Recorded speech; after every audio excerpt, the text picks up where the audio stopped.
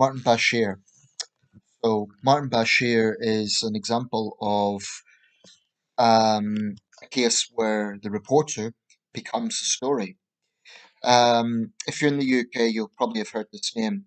Martin Bashir was a BBC journalist who famously interviewed Princess Diana in 1995. Actually, at that time, after her separation, she was formally titled Diana, Princess of Wales. Um, and it's all re-emerging again because of the report by Lord Dyson. Now, the Times has had quite an extensive coverage of this in their weekend edition. I'm not going to cover everything because there's a lot to it and some increasingly strange angles to this story. Um, there's a duty of care issue in terms of apparently rebroadcasting this. My understanding is it was going to be rebroadcast, but it didn't, on the grounds that Martin Bashir is in hospital with COVID. There's a duty of care that I suppose a man who's very sick, it would be a bit cruel to broadcast this, which could if he's aware of that, I guess the understanding would be I don't know, it would cause him distress. Having said that, I think a lot of people looking into this would have limited sympathy for Martin Bashir. The inquiry found that he used deceptive techniques in order to gain the interview. Prince William's come out and said that he's convinced that this was a major driving force in the unhappiness of both his parents and led to the breakdown of their marriage. Um, I think that actually I need to get my history right here. I'm not sure if the interview took place before or after the divorce. I really should know because I've been thinking a lot about Diana this year. So if anyone knows that, please fill me in. I'm not sure if it came before or after the divorce. I really should know a basic detail like that, but this is quite a spontaneous video. Um, well, there's a backlash now, and it may even lead to the license fee being suspended for 5 years as punishment to the BBC for knowingly rehiring Bashir even after his deceptive techniques were brought to attention. He was rehired in 2016 as a religious affairs editor. Um, Now, Martin Bashir is quite famous in his own right, in large part because of this, but also for an interview he done with Michael Jackson, My Week with Michael, was also quite high profile. Um, in the case of Diana, the controversy lies in the fact that it was well known Diana was a vulnerable person with the sort of mental health problems that she faced, with the insecurities that she was well known to have. Apparently, after the interview, Bashir had a sort of grip over her, and after that interview, she became increasingly paranoid and dismissed her own security detail. And one can look at that and say, well, if that detail had been with her on that night in Paris, it's possible, it's highly likely, they would have prevented Henri Paul from driving out in the way that he did. There's still debate over whether he was drunk. Um, Certainly, if you look at the image, anyone who's looked at the case extensively, as I have, if you've looked at that last photograph, not none of the gory ones which were never published, but the one which is sort of showing, sort of see Diana's head. You see a very sort of he looks like someone who has been drinking, Henri Paul in the flashlight. It's thought to be the last picture of them taken alive. And, his eyes dilated in that sort of way. It looks to me like someone who probably was drunk. But that's purely surface speculation. I don't know. I wasn't in the corner. The corner. But anyway, the point is, had her security detail been there, they almost certainly wouldn't have allowed her to leave in that frenetic way, and probably they would have done something to protect her from the paparazzi or a little bit more. I mean, they were always out of control, but that particular night they were. You can see footage of it. You can see. I've seen a slightly unnerving amateur tourist video. There's no sound, but you can see the paparazzi clustering outside the Ritz. This is hours before the events. It's quite disturbing. So I think it's a bit of a jump to say Martin Bashir was responsible for Diana's death. I think there's a lot of factors in that, and I don't want to get into conspiracy theory territory, but I do think that he probably didn't help, and this is absolutely, tearing up the ethics of what a good journalist should do. You should never, ever mislead an interview subject, ever. You should be absolutely upfront about what the interview is about, and the broad idea of what will be brought up. It's not necessarily a case of going through each and every question saying this is what I will ask, but the subject needs to know. I've learned this in my course to be a freelance journalist. It's one of the core principles of journalism. You don't mislead someone that you're interviewing in that way. So that's from a professional and ethical point of view, um, pretty lamentable of Bashir to have done that. Of course, to be fair, or just to play the devil's advocate for a second, he has insisted that he never deliberately tried to hurt her. Well, people could draw their own conclusions from the Dyson report. There's a few things that the Times highlights with this. Um, Panorama man planted bug in palace flat to full printers. They've got 4 pages of this. This is from the Times. That's from Saturday, May the 22nd. Ross Spencer believed that Martin Bashir planted a bug in the Kensington Palace apartment of Diana, Princess of Wales, to gain her confidence, by Valentine Lowe. The princess, who was convinced that she'd been the victim of the Dirty Tricks campaign, believed that the security services were recording her conversations, and it was Bashir who led her to believe this. Um, and there's another piece here on what I've just mentioned about Diana dismissing a security detail. At one point, in 1997, it seems that 1995, Martin Bashir was one of the very few people she trusted. And that's a very sad thing, given that this was a man who misled her. Now, regarding the interview itself, it was a major thing. It was like the Oprah interview this year. It was major news at the time. And in it, Diana admitted that she'd had an affair. She spoke about Charles's affair. There were 3 of us in this marriage, she famously said. She questioned if Charles could be king, which, isn't exactly a diplomatic thing for Diana to do. And that's a bit, just to play the devil's advocate for a second.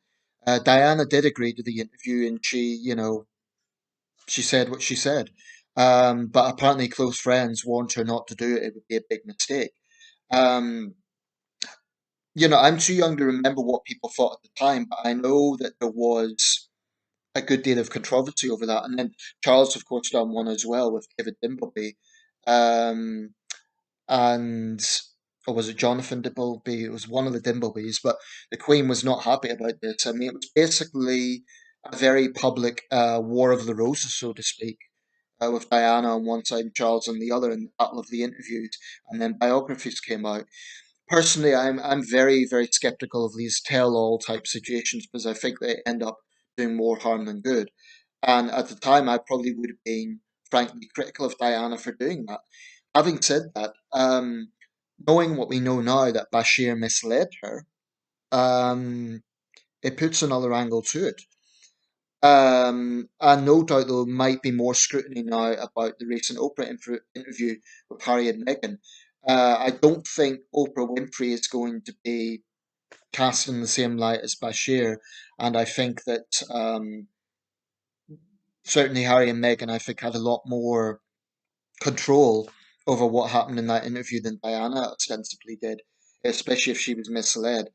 Um, so it's a sad thing. Should the BBC be punished? I think this is a powerful organisation, and they have no problem sending out threatening letters and weaponising the licence fee. So I think they should get some blowback over this, especially since they rehired the man, knowing what they knew. Um, I mean, some might say, why are we digging this up again? Let the woman rest. It's 24 years ago. Diana's never going to go away in British culture. Her ghost will always be with us. That's the reality. And I think that this gets into a wider issue of journalistic ethics. Um, And the BBC is supposed to maintain high standards. So for them, I mean, it looks very corrupt, frankly. They're protecting their own in rehiring Martin Bashir.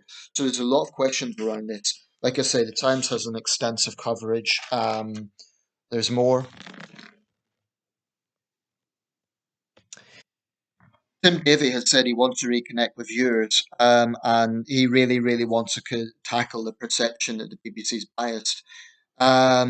I think one thing that they're really, really tone deaf about is the license fee issue, because, and this is nothing to do with the Diana story or the Martin Bashir story for that matter, but the idea that people could potentially go to prison, and I know it's a relatively small number, but the idea that people could go to prison which is meant for murderers and arsonists and terrorists and rapists, because they haven't paid a license fee.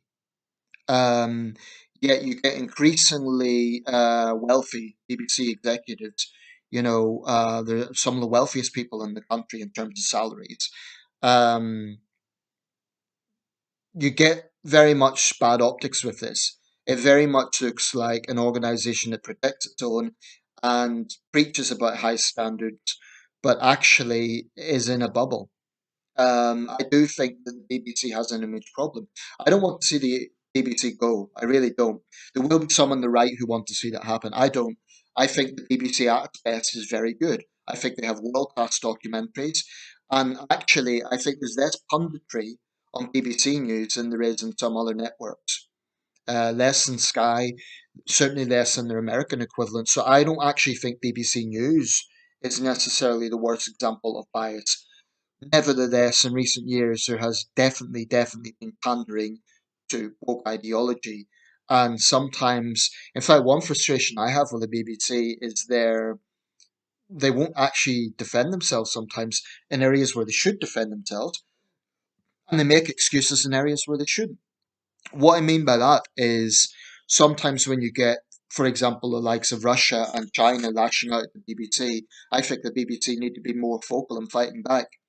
But when it comes to domestic issues, their obsession with diversity, I think sometimes takes precedence over quality. What I mean by that is, well, just like we've seen, the fact that they would rehire a man known to have used deceptive techniques. Um, I mean, the BBC really, really does need to take some humble pie, because the fallout from, for example, the Jimmy Savile scandal, they're hoping it's just went under the carpet. Things like that don't go away. There are a lot of people in this country very, very skeptical of the BBC. Yes, there will be others who defend it. I'm not in the middle. I feel that there is a lot about the BBC that really needs to change, but I don't want to see it go. But for Harry and Meghan, their mother would have been 60 this year. In this video, I haven't even spoken. Well, actually, the cover story of the Times was about, again, Diana and the royal family. My pain over Diana. Oprah Winfrey, incidentally, has defended the Sussexes for speaking out.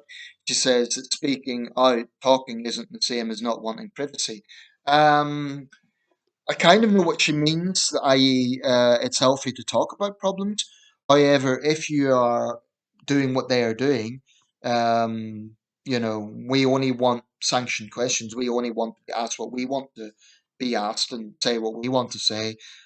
And there's no onus on us to answer questions, or they want everything clinically managed. They, to use that expression, they want to have their cake and eat it. And the problem is they are utterly, utterly tone deaf to what the British public think of this, and increasingly the American public. And like I say with Prince Harry, I my sympathy is to an extent, because I think he is trapped by himself. I think this is someone who's digging a deeper and deeper hole for himself. Other people who've been through mental health issues, clinical depression, and so on, have been critical of his approach, whilst others have defended him. I'd always advocate talking about mental health, so I wouldn't criticize Harry for that. Rather, it's the way he's doing it, the absolute, complete self involvement, the self pity that is involved with this. Unlike his brother, who's being a man who is demonstrating that he's a king in waiting, responsible, diplomatic. The two brothers couldn't be more different in their approach. And it may be because Harry doesn't have as much to lose, he'll never be king, and he was never going to be, because the line of succession, the way it always works, is as new members are born, and it's kind of a that's the way it goes. So maybe that's why Harry is more reckless. But I do think he's reckless, and um, the more he panders to these sort of documentaries, the more he wants himself on screen. The same with his wife. The less people are going to be sympathetic, unfortunately. And it's not that people are heartless and they don't care about mental health. I mean, I think perhaps what Megan said about being suicidal might well be true. I have no reason to think that's not the case. But the problem is they're totally and utterly self absorbed in terms of how they're handling this. Okay, they do a lot of charity work, um, but they're self absorbed in terms of how they are dealing with this.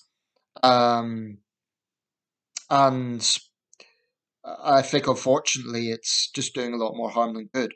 I mean, there cannot be anything good coming from saying, I was alone and my family totally abandoned me. So, okay, he might be resentful about that. Maybe with good reason. Maybe Charles and the others were cold. Maybe that is true. But why on earth say this to the world? It's a family matter. This is the thing I do not get and I find hard to accept. Why put your dirty laundry, so to speak, in front of the whole world? I mean, the Windsors are already probably the most famous family in the world, certainly the most prominent. So why just exacerbate these family problems? I mean, at least Diana was warned by her friends not to do it, and there was an aspect of her being misled. She may not have done that if it hadn't been for Martin Bashir's manipulation. And recently I was talking about the difference between Diana and Harry and Meghan. Diana was misled into that interview, whereas Harry and Meghan are really going out of their way to get interviews and to get this sort of platform. I'm not sure that Diana did. No, having said that, Diana was a complex person, and the whole thing about shy die is only partly true. True, she had confidence in issues and she could be introverted. She could also be, she enjoyed her fame at times. And, she could be very confident in front of a crowd.